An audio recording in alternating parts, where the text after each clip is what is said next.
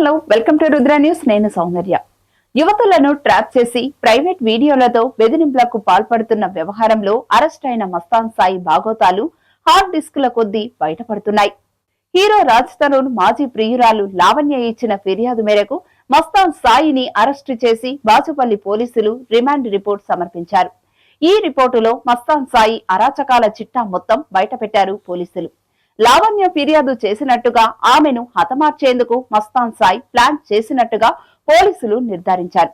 మస్తాన్ సాయి అతని స్నేహితుడు కాజాకు drugs positive వచ్చినట్టుగా రిమాండ్ రిపోర్టులో పేర్కొన్నారు.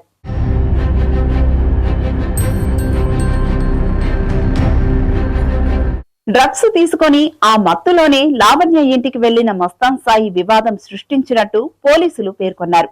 ఎన్డీపీఎస్ సెక్షన్ ను కూడా జోడించారు.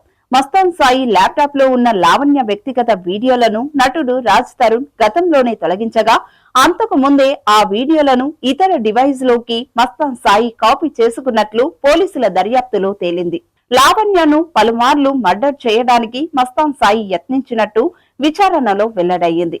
లావణ్య వద్ద ఉన్న హార్డ్ డిస్క్ కోసం ఆమెను చంపేందుకు మస్తాన్ సాయి ప్లాన్ చేసినట్లు రిమాండ్ రిపోర్టులో పోలీసులు పేర్కొన్నారు.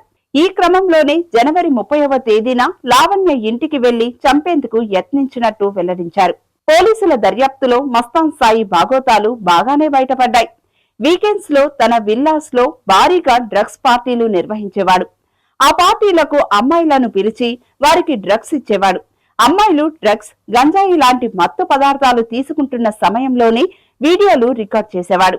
అమ్మాయిలు మత్తులోకి జారుకున్న తర్వాత వారిపై మస్తాన్ సాయి లైంగిక దాడి చేసేవాడు. ఆ సమయంలో వీడియోలు రికార్డ్ చేసేవాడు.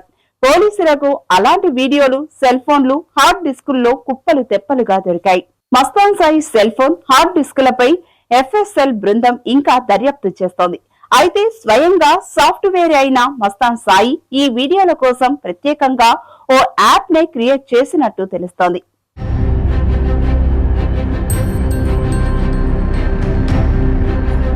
మరోవైపు లావణ్యతో సహా పలువురు అమ్మాయిల ఈమెయిల్స్ ని హ్యాక్ చేసి వారి సీక్రెట్లను తెలుసుకొని వాటిని అడ్డం పెట్టుకొని అరాచకాలు చేసినట్టుగా తెలుస్తోంది.